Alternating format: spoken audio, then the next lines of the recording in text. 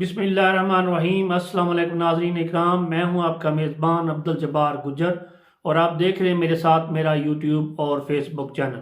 محترم ناظرین اکرام، میں نے وہ عثمان غازی کے بارے میں ایک یہاں پر ولاگ کیا تھا، ویڈیو ڈالی، وہ ماشاءاللہ بڑی پذیرائی اس میں ملی۔ تو مختلف مجھے میلز یا پھر مجھے جن دوستوں نے یہ نیچے کمنٹس میں کہا کہ اگلا سلطان کون ہوگا، ویسے تو میں 20ویں سلطان تک ذکر کر چکا ہوں۔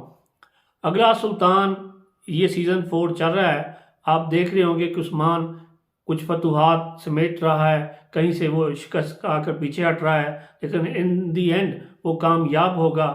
اس وقت تک جو سیزن میں جو قسطیں کوئی ایک ساتھ آئی ہیں، اس میں وہ مشکلات کا فی الحال شکار ہے، مگر اس کی کیونکہ اس کا بیٹا اورحان اور علاؤدین دونوں بڑے ہو جائیں گے، پھر یہ اپنے باپ کا ساتھ دیں گے۔ تو اسی طرح پھر جب بروسا میں پہنچے اور عثمان غازی کی وفات ہو جاتی ہے اور وہیں پر اس کو دفنا دیا جاتا ہے، اس کے بعد وصیت کے مطابق اس کے بیٹے اورحان کو تخت نشین کیا جاتا ہے۔ اورحان کب پیدا ہوا؟ یہ پیدا ہوا 1281 عیسوی میں۔ تخت اس نے سنبھالا 1323 عیسوی میں۔ تو محترم ناظرین اکرام، یہ ایک بہادر ماں کا بہادر بیٹا تھا، جبکہ دوسری طرف عثمان کا جو بکس میں لکھا ہوا کہ بڑا بیٹا علاؤدین تھا، جبکہ چھوٹا بیٹا اورحان تھا، جبکہ ڈرامے میں اس کے برعکس ہے۔ اگرچہ علم، فضل، بصیرت، ہمت، استقلال میں وہ بے نظیر تھا علاؤدین کے بارے میں تھوڑا سا یہ بتا دیں کہ اس کی جو بیٹھک تھی وہ بالا خاتون اس کی والدہ اور اس کے نانا شیخ عبدالی جو تھے ان کے ساتھ تھی، لہٰذا وہ مذہب کے زیادہ قریب تھا، علم کے زیادہ قریب تھا، اور اس کی بصیرت جو تھی وہ وصف والی تھی۔ جبکہ اورحان نے اپنے والد کے ساتھ زیادہ وقت گزارا تھا، تو یہ اسی لیے یہ دلیر، بہادر، جانباز اور جنگجو قسم کا تھا، لیکن یہ بھی ایک اچھا انسان تھا۔ اسی طرح ان دونوں بھائیوں کی وجہ سے پھر آگے 300 سال تک اور پھر وہ کوئی 1900 یہ کہ قریب جا کر وہ ہم بتائیں گے کہ کب تک یہ سلطنت عثمانیہ کا سلسلہ برقرار رہا۔ تو چلیں بات کرتے ہیں اورحان کی۔ اورحان نے جب تخت سنبھالا تو ایشیائے کوچک سے لے کے تو بہت دیگر تک فتح حاصل کی، یہاں تک کہ انقرہ اور بحیرہ روم تک وہ پہنچ چکے تھے۔ کچھ علاقے انہوں نے فتح کیے۔ اگر میں یہاں سارا ذکر کروں تو پھر یہ بہت لمبا ویلاگ ہو جائے گا، پھر آپ سمجھ نہیں پائیں گے، ان ساری باتوں کو گڈ مڈ ہو جائیں گی۔ تو انشاءاللہ تعالی آپ کے ساتھ یہاں پر جامعہ گفتگو کی جاتی ہے کہ اس نے کئی علاقے فتح کر لیے، مذہب میں اس نے مساجد، درسگاہیں، اس طرح پھر اس نے کئی جو کہ بہت سے اور کام بھی کروائے، جس کی وجہ سے اس کی پذیرائی عوام میں بڑھی۔ جبکہ جو پیادہ فوج تھی اس نے وہ باغی سرکش ہو گئی تھی، اس نے اپنے بھائی جو کہ اس وقت تک وزیر اعظم بن چکا تھا علاؤدین، اور ایک تھا کارا خلیل جو بعد میں خیر الدین پاشا کے نام سے مشہور ہوا، ان دونوں کے مشورے کے بعد اس نے یہ سوچا کہ آپ 10 سے 12 سال کے جو بچے قیدی ہو گئے عیسائیوں کے، ان کو ترغیب دیں، ان کو مسلمان کریں، پھر ان پر ایک نئی جو فوج وہ تشکیل دیں، زنیچری فوج، یعنی ایک نئی فوج بنائیں۔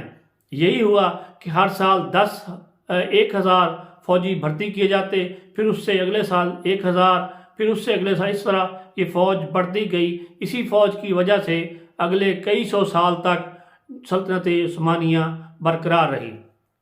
علاؤدین بڑا ذہین اور فطین تھا، جیسے میں ذکر کر چکا ہوں۔ اس نے ایک تو سکہ جاری کیا، پہلے اس سلطنت میں سلجوق خاندان کے نام سے سکہ چلتا تھا، اس کے بعد پھر علاؤدین نے ایک سکہ اپنے بھائی کے نام کا بنوایا، اورحان کے نام کا، وہ جیسے ہمارا روپیہ چل رہا ہے ایسے اس طرح چلنا شروع ہو گیا۔ پھر ایک اور اصلاحات کی لباس کے لحاظ سے کہ شہری لوگوں کا لباس اور ہوگا، عمرہ کا اور ہوگا، فوج کا لباس اور ہوگا، دیہی علاقوں کے رہنے والوں لوگوں کا لباس اور ہوگا۔ اسی طرح انہوں نے ڈیفائن کر دیا کہ مسلم اور غیر مسلم کے درمیان لباس کا فرق ہوگا۔ پھر جو تیسری اصلاحات کی تھی وہ تھی فوج کی۔ فوج کو انہوں نے باقاعدہ طور پہ یونیفارم دیا کہ یونیفارم سے یہ پتہ چلے کہ یہ فوج ہے۔ اس کے علاوہ پھر انہوں نے جو کوئی جنگیں تھیں وہاں پر یہ کیونکہ قسطنطنیہ پر ملکہ اینا اور کنٹا کوزین ان کے درمیان جنگ ہوئی، کیونکہ جو بادشاہ تھا یا کیسرے تھا وہ قسطنطنیہ، اس کے انتقال کے بعد اس کی ملکہ اور جو اس کا جو وہ تھا سپہ سالار، اس کے درمیان پھر دونوں نے ہی خطوط لکھے، مدد طلب کی سلطان اورحان سے۔ بالآخر سلطان نے اس کا کنٹا کوزین کا ساتھ دیا۔ بعد میں پھر دونوں کی صلح ہو گئی، ان دونوں نے مل کر اپنے بچوں کی شادیاں ایک دوسرے سے کیں، جس کی وجہ سے پھر ان میں ایک اتفاق پیدا ہو گیا۔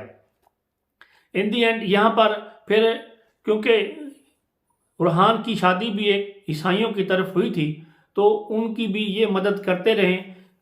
یہ میں بتاتا چلوں کہ اورحان نے مذہب میں رعایت دی، کسی کو یہ نہیں کہا کہ آپ زبردستی مسلمان ہو جائیں یا آپ کی عبادت گاہوں کو نقصان پہنچایا جائے گا۔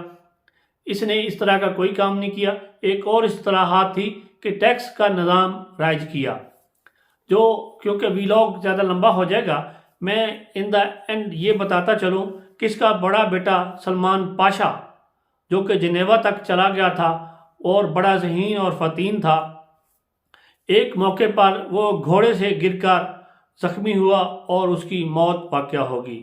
یہی صدمہ تھا اس کے لیے، اورحان سلطان کے لیے، کہ اسی صدمے کے باعث اس کو سوچ کر 2 سال بعد یہ بھی اس دنیا سے رخصت ہو گیا۔ 1362 میں اورحان سلطان اس دنیا سے چلا گیا، مگر اس کے بعد جو اس کا دوسرا بیٹا تھا مراد اول، وہ تخت نشین ہوا۔ یہ تھی آج کی کوئی شارٹ سٹوری کہ اورحان کون ہے۔ اورحان نے بے شمار علاقے فتح کیے تھے۔ یہ جہاں تک ان کی ریاست تھی، اس سے اس نے ریاست کا علاقہ زیادہ وسیع کر دیا، ڈبل کر دیا تھا۔ اس کا ذکر آگے جا کر مراد اول کی سٹوری میں کریں گے۔